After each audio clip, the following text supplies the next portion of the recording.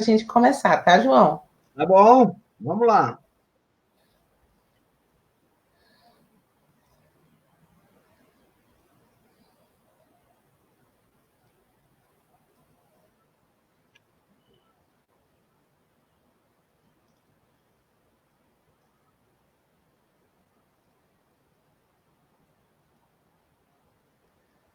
Olá, boa Olá. noite, comunidade do Gama, boa noite, pessoal do Centro-Oeste, pessoal de Brasília, pessoal de todas as regiões do Brasil, que eu sei que está acompanhando essa estreia brilhante da nossa primeira live, da nossa comunidade querida.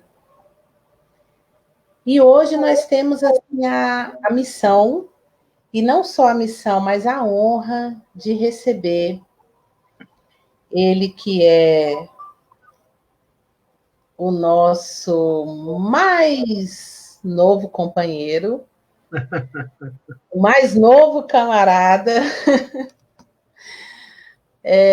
de luta, que tem uma história linda para contar para a gente hoje.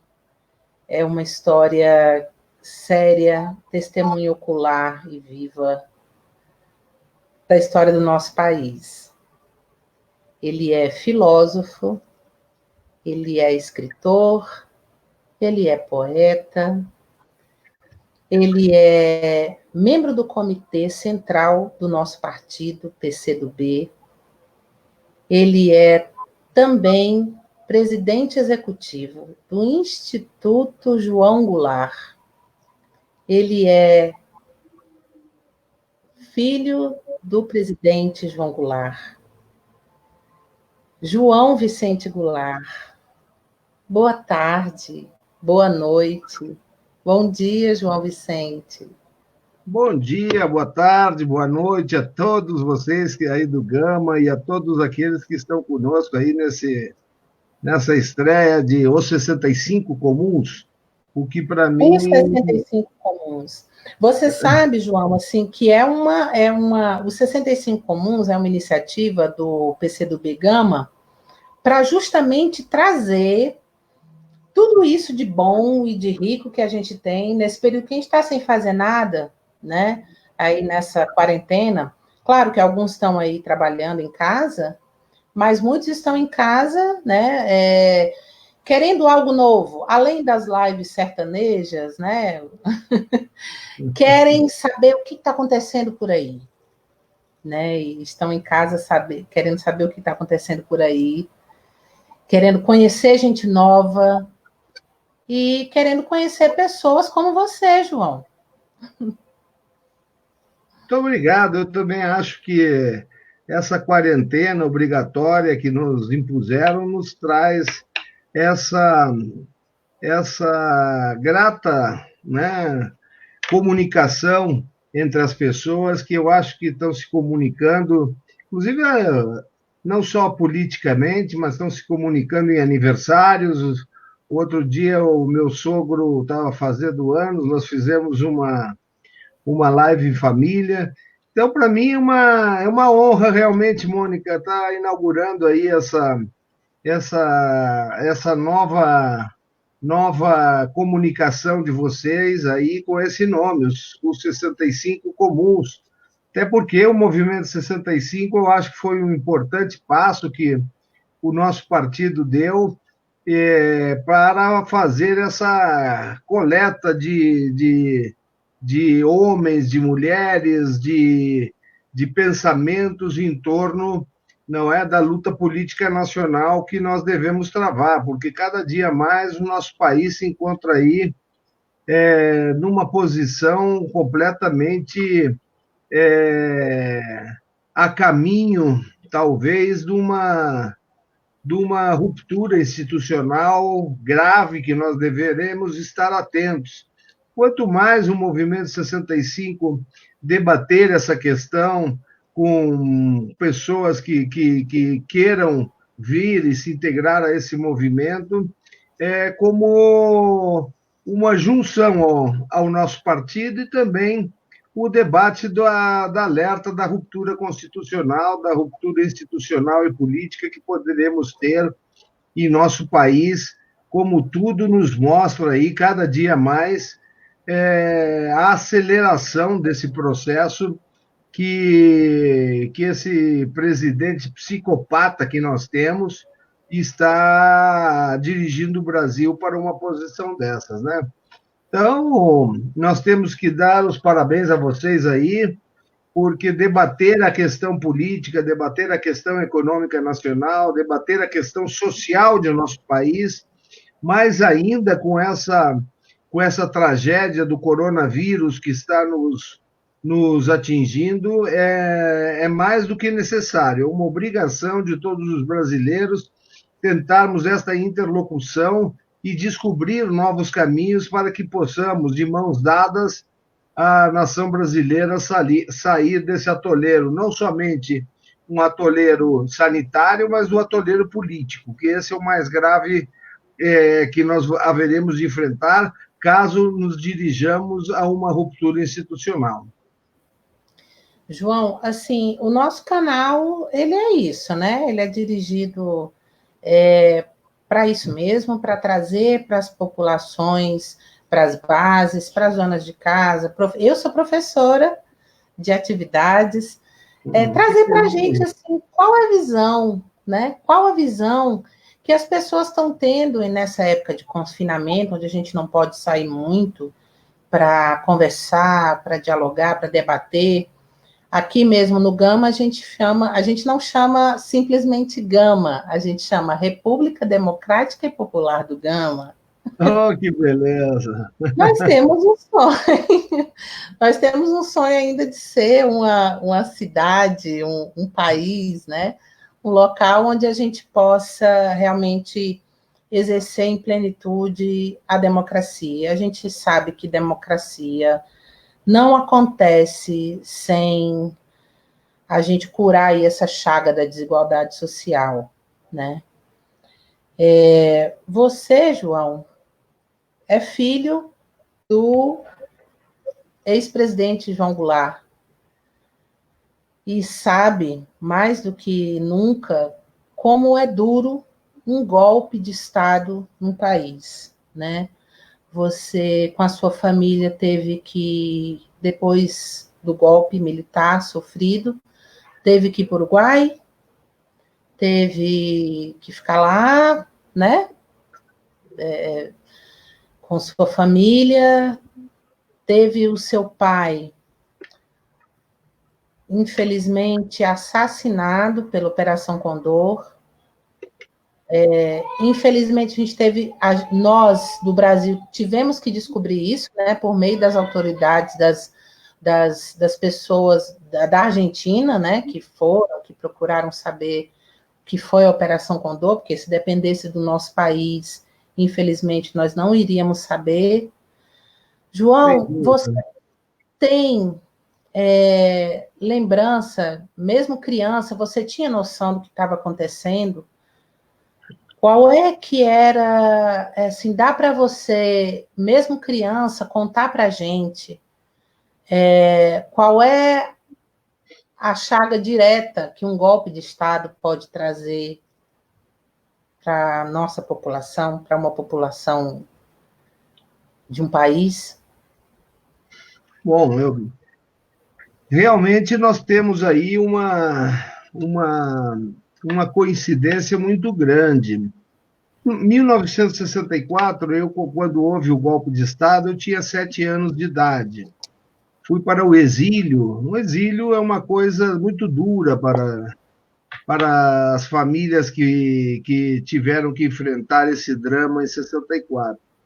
64 se dá, evidentemente, contra um projeto que existia em andamento no nosso país, que era o projeto de uma nova nação.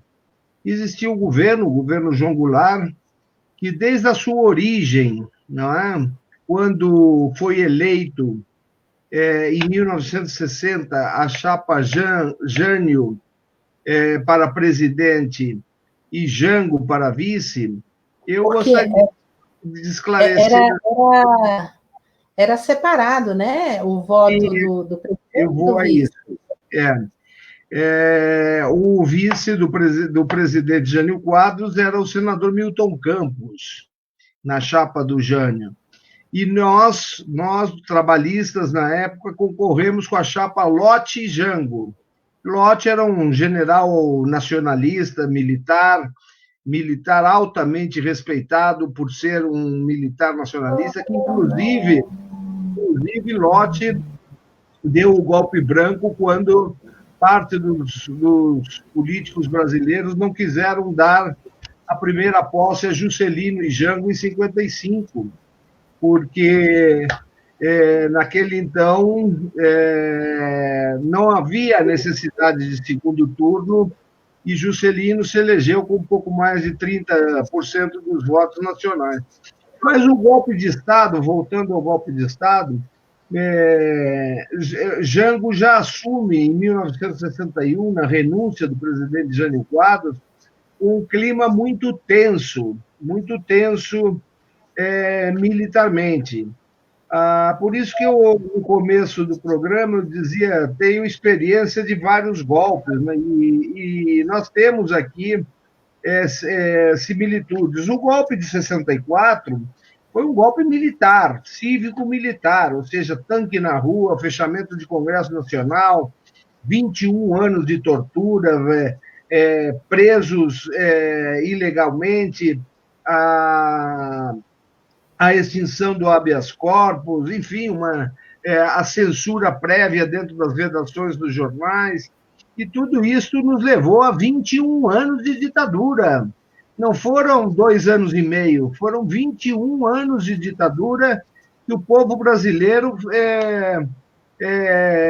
ficou submetido a uma noite negra, sem eleições diretas para a presidência da República, Congresso fechado algumas vezes, aberto outras vezes, as leis institucionais baixadas, como o AI-5, que parte hoje de nossa população diz a volta do AI-5, sem saber sequer o que é o sofrimento do AI-5, que é a perseguição, inclusive perseguição feroz a todo tipo de pensamento contrário àquilo que eles pensam, que toda democracia implica no respeito à divergência ideológica, ou seja, o debate público de ideias foi suprimido, e não foi só suprimido, foi completamente perseguido, não é? Porque companheiros, camaradas foram presos, mortos, torturados, e muitos deles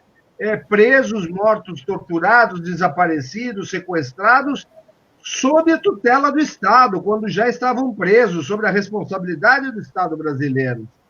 Então, nós temos a imagem do golpe, veja só, de 64, nós pensávamos, naquela época, quando chegamos no Uruguai, nós tivemos no Uruguai, Paraguai, Argentina,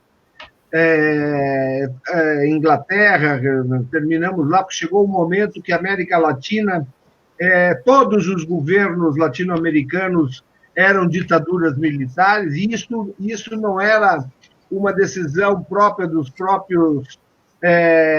da própria população desses países, e sim uma orientação direta do Departamento de Estado americano, era uma política dos Estados Unidos, dirigida pelo Kissinger, na época, que dirigia um comitê chamado Comitê dos 40, mas no começo nós pensávamos em 64, e o Brasil inicia esse processo de militarismo da América Latina em 1964, nós chegamos lá e pensávamos que aquele golpe era mais de uma das tantas quarteladas que o Brasil já tinha tido na sua história. Tanto é que alguns grandes políticos brasileiros pensaram a mesma coisa, que haveria eleições em 65, que o Castelo só assumiria o poder e prepararia as eleições para 65. Inclusive, nosso presidente Juscelino Kubitschek acreditou nessa história, o próprio Ulisses Guimarães acreditou nessa história, e não houve eleições em 65. O que houve foi o fechamento cada vez mais de restringir os partidos políticos, acabaram os partidos tradicionais, instauraram o bipartidarismo, o MDB e Arena, e nós cada vez mais fomos sendo subjugados pela essa noite negra que abarcou o Brasil durante 21 anos. Então, e esse golpe que nós sofremos em 74, nós nos demos conta que, a partir do Brasil, que foi o primeiro, não só não vieram as eleições em 65, como vieram os golpes, caiu o Uruguai, caiu a Argentina, caiu o Chile, caiu o Peru, caiu a Bolívia, caiu a Venezuela, caiu o Equador. Ou seja, chegou um certo ponto que, em 1976, quando se produz a morte de meu pai, todas as nações latino-americanas eram produtos do golpe de Estado que engendrou, que é a mãe madrasta da Operação Condor. E, diante desse tipo de opressão, cria a Operação Condor, que começa como... A Operação Condor não é bem ela uma operação. Ela é um tipo de cooperativa do terror. Ela unifica todos os serviços secretos dos países latino-americanos que já eram militares para perseguir os adversários do sistema. Ou seja, como nós estamos vendo esse diálogozinho hoje aí, vamos perseguir comunista, perseguir a esquerda, ou seja, tentando destruir qualquer tipo de pensamento antagônico àquilo que o militarismo pensa e o golpismo pensa. Então, nós vivemos esse golpe de 1964, foi muito difícil. A sociedade brasileira, após 21 anos, ainda demora, porque a anistia veio em 79, o golpe foi em 64, a anistia veio em 79, e nós demoramos ainda com todos esses problemas. Eu lembro que a primeira eleição para governador direto, depois de tudo isso, porque não existiam eleições para governador, a primeira eleição para governador foi em 82, e nós só víamos ter a primeira eleição, a eleição direta para a presidência da República. Nós fizemos a transição através de um colégio eleitoral que elegeu o presidente Tancredo, que lamentavelmente morreu, e tivemos que aguentar aí o Sarney, que naquela época era o vice, mais 4 anos, que ainda depois ele negociou mais 1 ano de permanência no poder, e só tivemos as eleições presidenciais, a primeira eleição presidencial direta pelo povo brasileiro em 1989. Então, veja só, todas estas propugnações de golpes de Estado é muito perigoso. Aqueles que não conhecem acham que golpe é uma coisa passageira. Não é, não. O golpe de Estado... Porque o golpe de Estado, o que produz? Quando não existe a responsabilidade de prestar conta de vidas, de subtração de direitos, de contas à população, sem tribunal de contas, sem prestar conta de nada para a sociedade brasileira, isso gera um profundo enraizamento do poder. É muito bom governar um país que tu não tenha que prestar conta, e foi o que aconteceu durante a ditadura de 64, até a abertura que veio começar em 79. Então, o golpe é muito difícil. E hoje nós estamos vendo outros tipos de golpe. Golpes que estão escondidos atrás de um manto de legalidade. O golpe de 2016, que foi praticado pelo Congresso Brasileiro e por forças que já estavam preparando esse golpe da presidente Dilma, foi um golpe paraguaio, tipo o que deram no Lugo antes. Nós já tínhamos que ter visto isso. E hoje o que nós estamos vendo? O que o Jânio quis com a renúncia em 61, quando o Jango assume o poder, era um autogolpe. O que é o autogolpe? É preparar a sociedade brasileira para um caos, como nós estamos nos encaminhando agora, se cercar de militares fortes, de militares que, no momento de sublevação social, tenham condições de colocar as tropas na rua, porque, veja só, os nossos militares brasileiros, sofreram uma profunda expurgação de 64 a 68, aonde foram caçados mais de 5 mil militares brasileiros que eram nacionalistas. Hoje, essas escolas superiores de guerra do Exército Brasileiro e das Forças Armadas Brasileiras, elas são tremendamente alinhadas com o entreguismo. Isso que está ocorrendo no Brasil, através do ministro Guedes, entregando Petrobras, Eletrobras, privatizando isso, deu uma paradinha agora, porque iam acabar com o SUS também. E nesta pandemia se deram conta que sem o Estado forte, com o SUS presente, o que seria? Como é que seria o atendimento à nossa população? Então, veja só, voltando a esse golpe, nós estamos por passar, o Jânio queria esse golpe. Quando o presidente... Exatamente isso que eu queria perguntar, João. Diga. Esse golpe que estão preparando hoje se assimila muito ao que aconteceu em 1961. Isso, exatamente o que eu queria perguntar, assim, para a gente explicar melhor. O golpe o que aconteceu em 61? Isso, é exatamente o que eu ia te perguntar, que você começou a explicar muito bem. Que elementos você enxerga daquele golpe que você enxergou e que está acontecendo agora? Olha, nesse golpe pós...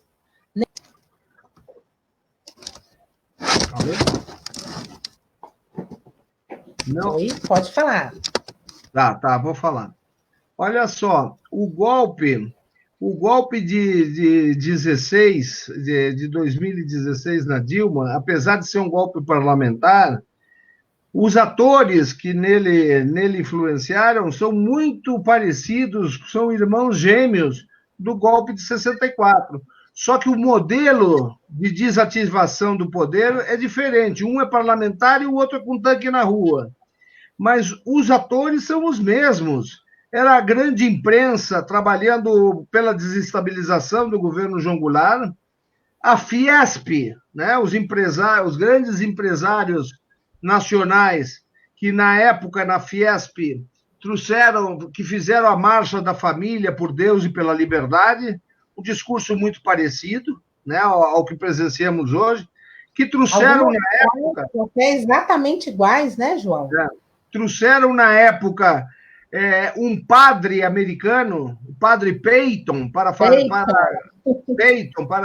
dirigir essa marcha por Deus e pela liberdade, que hoje fizeram a mesma coisa. Em 2016, trouxeram o Pato Amarelo. Não trouxeram o padre, mas trouxeram o Pato Amarelo para as ruas. E, por outro lado, um congresso altamente suspeito, não é? Um congresso altamente suspeito, que em 64, inclusive, tinha sido renovado pelas eleições de 62, e que grande parte deles, 174 deputados, estavam na lista de uma CPI que houve na época, chamada CPI dos IBADes. Ou seja, era dinheiro da CIA. Eles financiaram 300 parlamentares contra Jango, elegeram 174, que eram parlamentares eleitos com dinheiro da CIA americana. Por isso que nós tivemos a maior vergonha do Congresso Nacional. Na madrugada do dia 2 de abril, os militares colocam os tanques na rua, e na madrugada do dia 2 de abril, o presidente João Goulart sai de Brasília para tentar resistir em Porto Alegre ao golpe, e o presidente do Congresso Nacional, Áureo Moura de Andrade, ele convoca ilegalmente o Congresso Nacional e declara vaga a presidência da República, com o presidente dentro do país. Ou seja, nós conseguimos anular isto, inclusive o Bolsonaro sempre fala que quem derrubou o governo João Goulart foi o Congresso, foi a representação do povo, e se esquece de dizer que ele estava lá na sessão, foi o único voto contra, aonde o Congresso Nacional, reunido Câmara e Senado, anulou em agosto de 2013, agora, recentemente, anulou aquela sessão como uma página triste da história brasileira. Aquela sessão foi anulada pelo próprio Congresso, mas anos depois, 40 anos depois. Então, os golpes são assim, por isso que é bom esse alerta, Mônica, aos mais jovens, a essas pessoas que pensam que um golpe de Estado passa rápido. Golpe de Estado é uma coisa que fere as entranhas da nossa sociedade. Golpes são sempre seguidos pela contagem de sangue nacional, como fizeram. São feridas muito difíceis de serem cicatrizadas. E essas feridas, por serem difíceis de serem cicatrizadas, é muito difícil que esse golpe venha abrir por medo até de uma revanche. Então, demora décadas para voltar a uma normalidade democrática. E o que nós estamos vendo hoje é o que eles tentaram em 1961, que o Jânio tentou. Ele tinha 3 ministros militares muito fortes, que eram o Silvio Reck, Odílio Denis e Grum Moss, e o que aconteceu? Ele renuncia à presidência e com o vice-presidente na China, que estava abrindo novas fronteiras comerciais, e os 3 ministros militares, numa atitude golpista de romper com a Constituição, porque a Constituição determina legalmente que no impedimento do presidente, o vice é que assume, esses três militares de alta patente disseram: Jango não pode voltar, se voltar vai ser preso. Ou seja, a atitude golpista que nós estamos vendo até hoje, nesse conjunto bolsonarista que está aí. E eu achei até, você me disse que estava vendo, eu estava olhando antes de nós começarmos essa entrevista, o discurso do Bolsonaro, mas, meu Deus, aquilo ali parece fofoca de comadres. Horrível.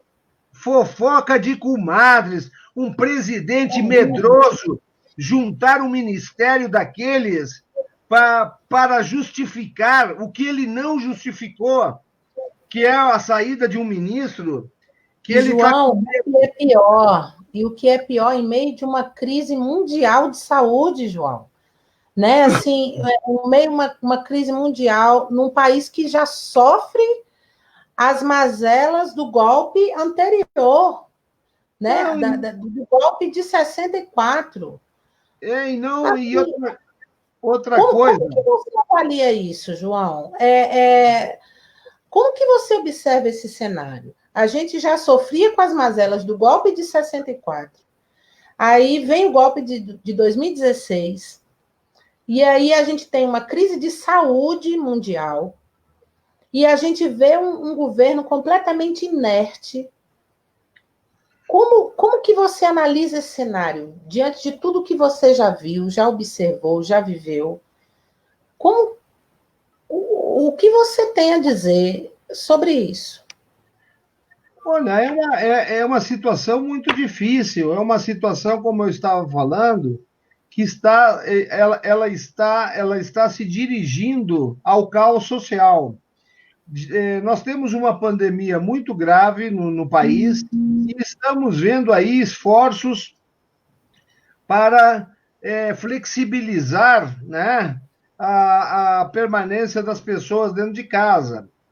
Ou seja, no momento, e isso nós vimos, inclusive, na última reunião do Comitê Central, Sim. A preocupação, por exemplo, de nosso governador, o Flávio Dino, que ele nota o seguinte, que todas as atitudes do governo Bolsonaro conduzem a apostar no caos. Ou seja, as pessoas que morrerem vão ser amontoadas aonde? Não vai ser no Palácio do Planalto, vão ser amontoadas na porta dos municípios e na porta dos estados. E se os estados têm uma queda de arrecadação violenta, não vão conseguir pagar sequer a folha dos estados. E aí, então, vem aquilo que esses militares sempre colocam, porque o militar brasileiro construiu a teoria da segurança nacional, mas essa segurança nacional eles construíram não contra o inimigo externo, construíram contra o povo brasileiro. Então, eles, na hora que o povo brasileiro não tiver comida, estiverem morrendo aos borbotões e houver saques e tumultos na rua, eles alegam a segurança nacional para fazer uma intervenção golpista. É isso que o Bolsonaro está apostando, é isso que ele está querendo desde o início, se perpetuar no poder. Ele sabe que não ganha a eleição de 22. E qual é o nosso papel? O nosso papel hoje é construir uma frente democrática, uma frente pela vida. E frente democrática pela vida, não se constrói, Mônica, somente pela esquerda. Nós temos que construir com a democracia, até com o centro de direita, se ele tiver as suas posições de conservar a nossa democracia. Porque uma vez rompida a nossa democracia, uma vez a democracia subjugada do povo brasileiro, a sua restauração demora muito tempo, ela pode demorar 20 anos, e é isso que o Bolsonaro quer. Ele não quer mais disputar outra eleição, ele quer provocar o tumulto, provocar o caos, provocar a rebeldia social, não é? A rebelião social, e pegar os militares e fazer uma intervenção, e aí sim só sabe Deus até quando. Fecha Congresso Nacional, não tem mais eleições, enquanto não acertar o tumulto. E ele fica o rei do Brasil. Então, esse é o grande problema que nós temos de luta política pela frente. Agora, João, assim, é importante você dar a opinião sobre o cenário atual dessa pandemia. A gente vê, primeiro assim, para a gente que é uma comunidade do Gama, aqui, né, a gente está aqui na periferia de Brasília, né, na periferia da periferia do grande centro, que é o Plano Piloto, que é Brasília, que recentemente fez aniversário, aí, dia 21. A gente fica aqui, o que a gente sabe as notícias de jornal, né?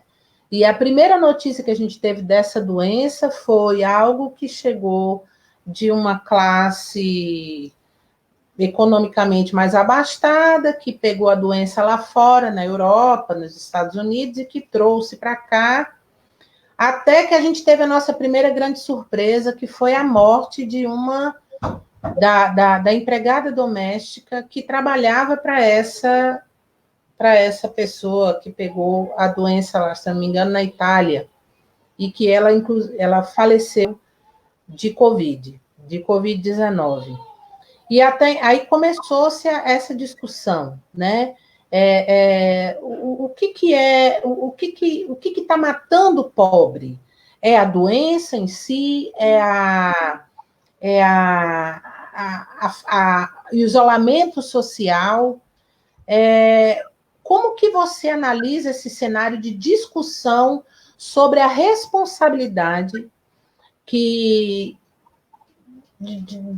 como pegar a doença, de como evitar a doença, porque até então, o que eu, enquanto moradora aqui do Gama, até então o que eu sinto é que parece que é a responsabilidade de pegar ou não essa doença, se eu tenho que ficar em casa confinada em relação a isso, parece que está sendo algo que está sendo jogado nas nossas costas, nas costas do trabalhador brasileiro.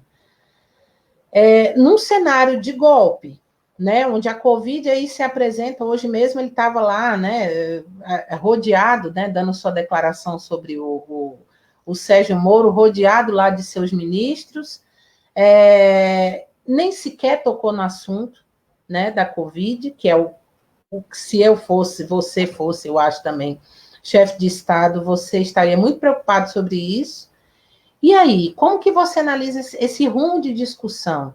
De quem é a culpa pelas pessoas que começou uma doença considerada lá das classes mais abastadas, que hoje, por exemplo, nós temos aqui na Ceilândia, que teve um aumento de casos de mais de 200% aí, se eu não me engano, de aumento de Covid, né? Justamente pessoas que trabalham nessas casas. Como que você analisa essa situação? Bom, Mônica, eu acho o seguinte, que esse coronavírus eram já conhecidos, é um vírus que vem mutando e isso era previsível. Eu vi recentemente um vídeo do Obama, ainda como presidente, previndo a chegada desse vírus.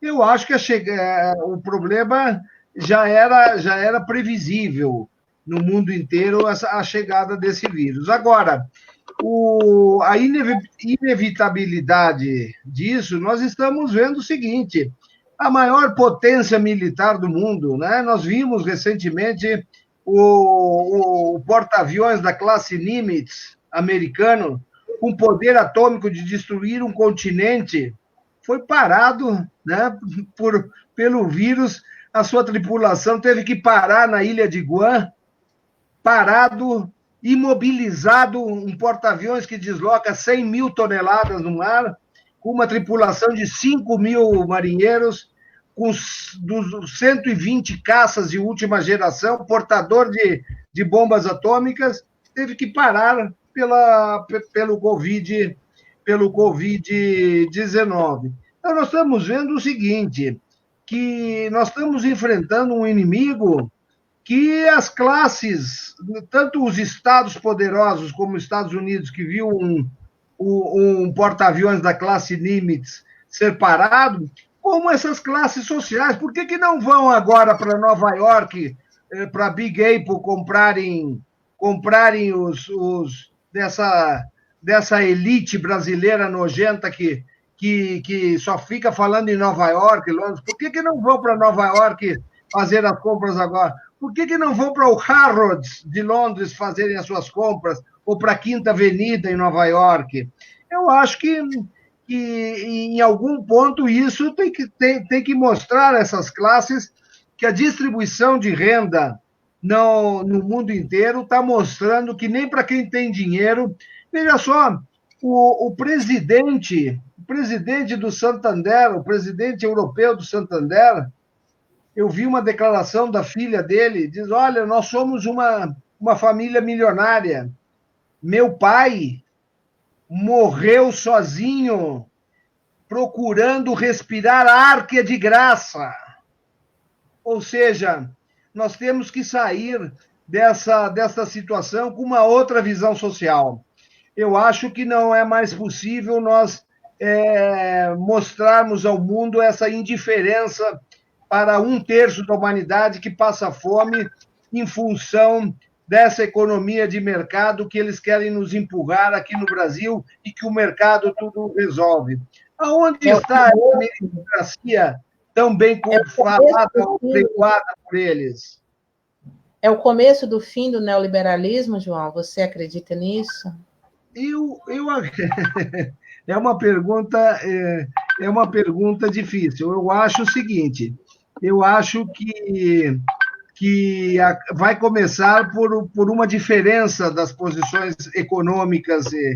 Eu acho que nós vamos ter aí um capitalismo ainda keynesiano, ou seja, dar importância à estrutura do Estado, porque esse ultraliberalismo, o que ele pregava, Mônica?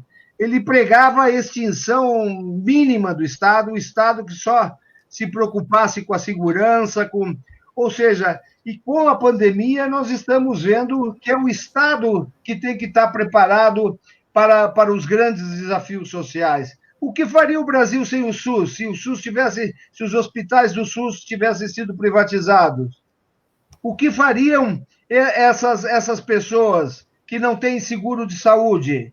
O que faria o Brasil? Então, o que nós estamos nos dando conta? Que não foi só a pandemia que vai desacelerar economicamente o Brasil. Eles fizeram aí a reforma trabalhista porque traria mais empregos. Retiraram os direitos dos trabalhadores, que era uma conquista do trabalhismo brasileiro, de Getúlio, de Jango. O 13º salário é do presidente João Goulart, férias, voto feminino, tudo isso é oriundo do trabalhismo brasileiro. Tiraram os direitos dos trabalhadores porque, desta forma, o empresário contrataria mais, com menos ônus, contrataria mais. Não houve aumento do desemprego. Aprovaram a reforma previdenciária, dizendo que com a reforma previdenciária viria capital e dinheiro do exterior, que era com isso que nós atrairíamos o capital internacional. Num mês, Mônica, foram retirados do Brasil 40 bilhões de dólares. Aonde estão os resultados do ultraliberalismo? Está apenas na proteção do sistema bancário, que está aí o que está acontecendo. Nós, há 20 anos atrás, nós tínhamos 25, 30 bancos diferentes no Brasil. Um foi anexando o outro. Hoje nós temos aí 3 bancos particulares grandes que têm 85% dos depósitos nacionais, que é o Bradesco, Itaú e Santander. Então, que competição econômica é essa? Falam em competição e cada vez mais monopolizam as empresas, sejam elas bancárias, de restaurantes, de supermercados. Ou seja, nós vamos ter o exemplo, após essa pandemia, de que realmente o ultraliberalismo nós não vamos poder seguir. E o importante é que o povo brasileiro, o povo da humanidade vai se dar conta disso. E, pelo menos, nós temos que ter uma mistura de um capitalismo social que dê preferência ao desenvolvimento humano e não ao desenvolvimento econômico. Eu lembro sempre... o caminho, né? Oi? Sim, pode falar. Eu lembro sempre de umas palavras de meu pai lá no exílio, e ele defendia isso há 40 anos atrás, 50 anos atrás, que nós temos um erro de avaliação quando falamos em economia. Um povo mais rico não é necessariamente aquele que tem os índices econômicos mais favoráveis, um superávit na balança comercial, um nível de crescimento das bolsas empresariais. Um povo é mais rico quando o seu povo vive melhor, que tem saúde pública, que tem habitação, que tem educação de graça. E nós vimos isso. E quando deram o golpe em 64, que existia um projeto de nação e não um projeto de governo, não é? Nós estávamos muito mais avançados que a Coreia do Sul, que as Coreias tinham saído de uma guerra, estavam despedaçadas. Hoje você vê o desenvolvimento da Coreia em matéria de automotora, em matéria de desenvolvimento tecnológico. Só que lá começaram pela educação. Um professor na Coreia ganha mais que o ministro.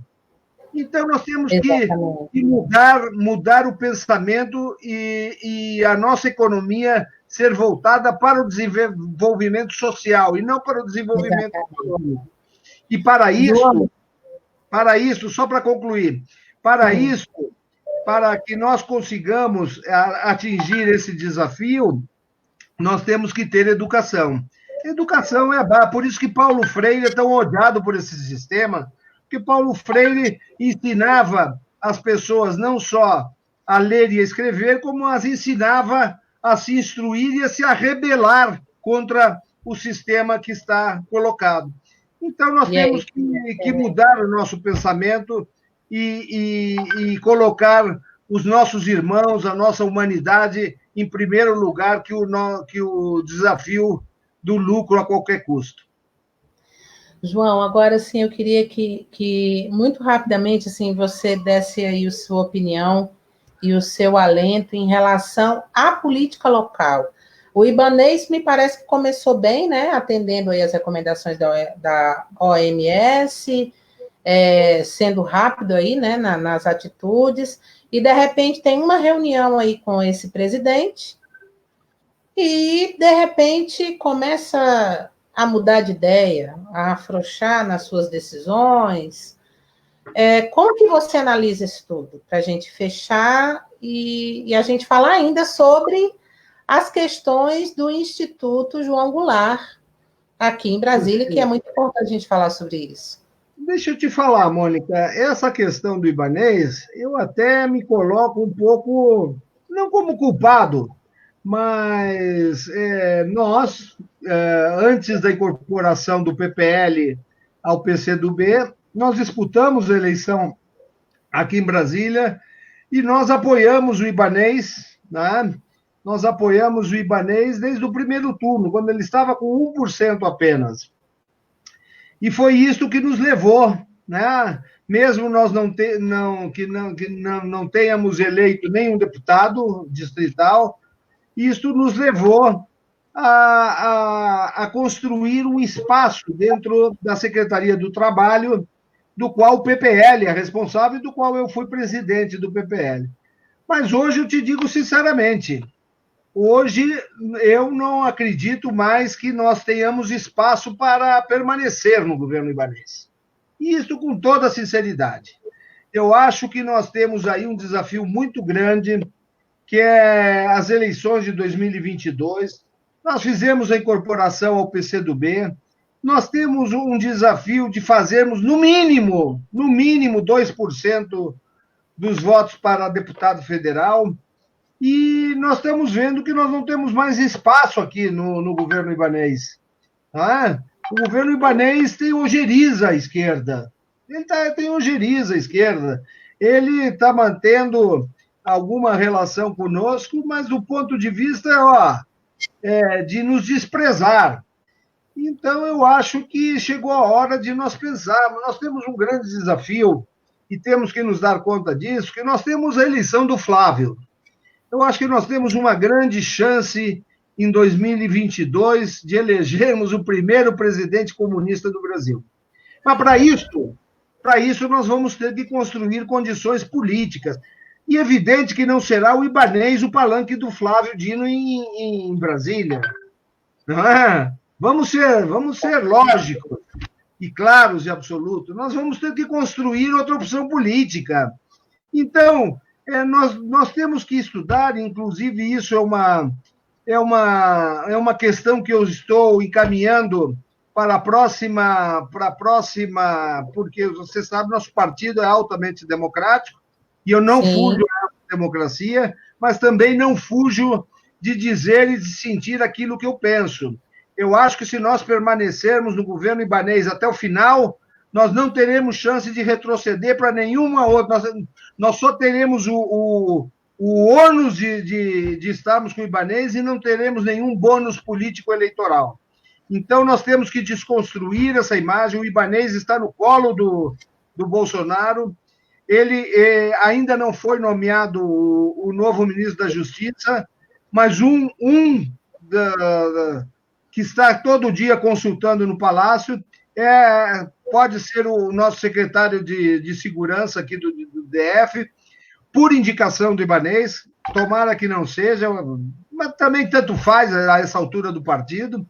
Então, eu acho o seguinte, eu estou encaminhando, eu acho que essa é uma consulta que o partido, no seu organismo máximo, na sua instância máxima, que é o nosso comitê regional, deve ter a possibilidade de analisar essa situação da permanência ou não do partido dentro do governo Bolsonaro, do governo Ibanez. Eu acho que nós já cumprimos a missão e diante dessa circunstância, quem é autônomo, quem deve decidir isso é a maioria que compõe o nosso partido, que são os membros do Comitê Regional do Distrito Federal. João, eu quero agradecer assim, imensamente a nossa estreia aqui em altíssimo nível com você. Eu queria que você falasse sobre o abaixo-assinado, que é um assunto muito importante para quem está aí ouvindo a gente, para poder terminar, né, o que foi programado, projetado por Lúcio Costa e Niemeyer. Está previsto a construção de um memorial do presidente João Goulart, que foi um processo iniciado no governo Agnello, devido a uma situação que o João vai explicar melhor, passou pelo governo Hollenberg, não sei se foi embargado, não foi autorizado, mas que consta no site que vocês estão vendo aí, www.institutojoaogoulart.org.br. Acho que .br não tem, mas é só .org, não me recordo. .br, um abaixo-assinado para retomada, não só da construção, mas de todo o memorial envolvido na construção do Instituto João Goulart, né, João Vicente? Explica para a gente melhor aí. Tá, deixa eu explicar. Essa é uma longa história, daria até um livro. Nós fundamos o Instituto Presidente João Goulart em 2004. Ou seja, em 2004 vai estar fazendo 20 anos. Um dos projetos mais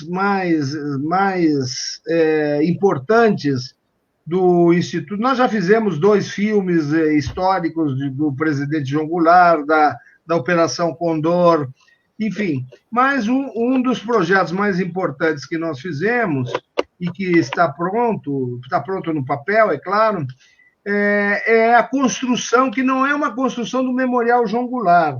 A construção é de um memorial, quando nós conversamos com o professor Niemeyer, ainda vivo, esse é um projeto que já está pronto há anos, ele imaginou um projeto que chamasse Memorial da Democracia e da Liberdade. Aí sim, com o nome de presidente João Goulart.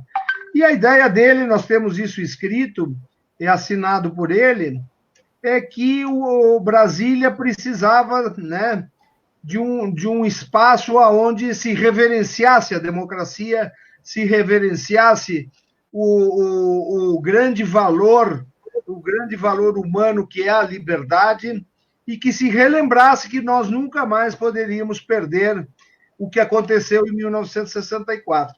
Tanto é que aqueles que estão nos ouvindo, se quiserem entrar, tem no YouTube um passeio virtual pelo memorial, chama-se Memorial Jango. Se botarem no YouTube, eles vão ver mais ou menos qual é. E Niemeyer,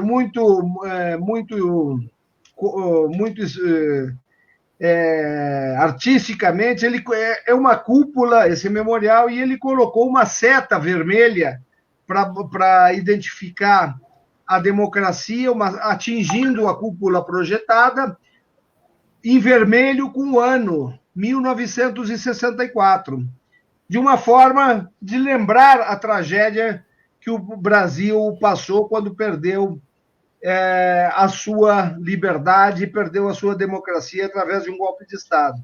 Nós demoramos anos, fizemos um financiamento, estão prontos. Nós iniciamos, para que os nossos ouvintes tenham essa informação, iniciamos o pedido do terreno ainda no governo Roriz. O terreno passou por várias instâncias. Foi o governador Roriz que indicou o local do terreno, que já existia um local especial para isso aí, mas mesmo assim passou por 4 governos: Roriz, Arruda, Agnello. No Agnello nós conseguimos, porque processo desse tipo vai para pareceres, volta, e no Agnello nós conseguimos terminar esses pareceres e o governador Agnello fez a outorga do terreno de maneira de cessão de uso, ou seja, nem é um terreno próprio para nós, como é, por exemplo, onde está o Memorial JK, que é da família, não é do Estado aquilo ali. Aquilo ali é da família do Paulo Otávio e das pessoas que compõem a sua família. O terreno era na frente desse terreno e era um terreno de cessão de uso. Cessão de uso quer dizer o quê? Tudo que você constrói nesse espaço passa a ser patrimônio do governo do GDF. Apenas a administração é do Instituto João Goulart, até porque o acervo e a história toda é nossa, nós temos ali a administração por sermos os titulares desse acervo histórico todo. Para nossa surpresa, Mônica, quando sai o Agnello, nós apostamos, todo mundo achou, apostamos no Hollenberg. E, para nossa surpresa, por pressão, esse Hollenberg é muito covarde, é o cara mais covarde que eu conheci em matéria de história. Inclusive, para que vocês saibam como é que eles chegaram aqui em Brasília, o pai dele, o doutor Armando Hollenberg, estava passando dificuldades lá no Nordeste com a família. Quem trouxe o doutor Armando foi o presidente João Goulart para o antigo STJ. Olha só. E esse canalha teve o peito de, por pressão, porque é um covarde, teve o peito de anular a cessão de uso. E nós estávamos com todo o projeto pronto, com o dinheiro à disposição, 8 emendas parlamentares foram perdidas, mas isso faz parte, Mônica, isso faz parte da luta. E a luta não se esquece, ninguém esquece como se luta. E nós haveremos de reconquistar isso algum dia. E a gente não vai deixar esquecer, não. João, eu estou assim, eu pessoalmente estou muito encantada de estar conversando com você. Nós somos camaradas de partido há algum tempo, né, com a incorporação do PPL, e quando eu fiquei sabendo, eu fiquei muito comovida, porque eu conheci você na época do lançamento do documentário Dossiê Jango, e eu fiquei, né? Meu Deus, o João Vicente, né? Porque você é uma testemunha não só viva, mas como ocular e sentimental, espiritual de tudo isso que aconteceu. Sabe como nunca falar do que. Qual é o efeito, né, que um golpe de Estado, que muita gente acha que é brincadeira, ou que é um texto para ser lido nos livros, e que realmente traz marcas profundas e como a gente sabe, permanente. Né? Obrigado. Eu quero dizer que eu que estou orgulhoso hoje de estar inaugurando esse programa de vocês com muita satisfação e com muita dedicação. E vamos continuar falando aí sobre o desenvolvimento de nossa trajetória, que é uma trajetória do PCdoB, muito importante para que a gente consiga atingir o nosso triunfo eleitoral, que sem dúvida nós haveremos de conquistar em 2022. Certamente, João. Deixa aí o seu contato, o seu alô para a galera. Tem lá o abaixo-assinado, né, no site do Instituto João Goulart. Que está aí passando na tela, para quem quiser lá entrar, assinar o abaixo-assinado online. E é isso. A honra é tremenda. Mônica, quero agradecer a todos os que estiveram conosco nesse momento, agradecer a você, agradecer o Éder, agradecer, mandando o meu abraço a todos os camaradas e companheiros aí do Gama, e dizer a eles que nós estamos na trincheira de luta. nós não recuamos, nós passamos muito tempo no exílio, nas dificuldades, e não será agora com nós passamos 15 anos no exílio lutando contra a ditadura. Não será com 1 ano e meio que nós haveremos de esmorecer desse governo Bolsonaro. Vamos à luta, vamos ganhar, vamos retomar a liberdade do povo brasileiro e, principalmente, libertá-lo dessa prisão que ele está, mergulhado nesse ultraliberalismo que essa canalice toda do Bolsonaro quer envolver o nosso povo brasileiro. Nós vamos ganhar a parada. Com certeza. Nossa camarada Jane aí deixa um alô. Oi, ditadura Jane. nunca mais, viva o PCdoB. Jairo Mendonça fala aí, salve meus camaradas. Obrigado, Jane. Nós. Pedro Mendonça aí falando, grande João Vicente, todo mundo te ama, João, todo mundo te admira. Tem alguém que... Tem muitos que não, pode ter certeza. E eu também não amo todos. E é isso, muitíssimo obrigada, muito honrada, em nome dos 65 comuns. Muito Quero obrigado. te deixar assim, um enorme abraço e deixa aí seu alô, sua mensagem de positividade. Conta aí o que você está fazendo na quarentena, isolado. Pois é, você sabe que eu sou um escritor de horas vagas. Então, sim, agora eu estou preparando, eu já fiz um livro do Jango e eu, Memórias de um Exílio Sem Volta, e fiz um livro de poesia. Estou preparando o segundo livro de poesias para ver se a gente consegue lançar ele antes do fim do ano. Tomara que a gente... Será que vai ter sarau? Será que vai ter um sarau poético? Vai ter sarau. Vai ter sarau e vai ter bandeira do PCdoB. Eu espero estar lá. Um grande abraço a todos. Muito obrigado, Mônica. Muito obrigada, João.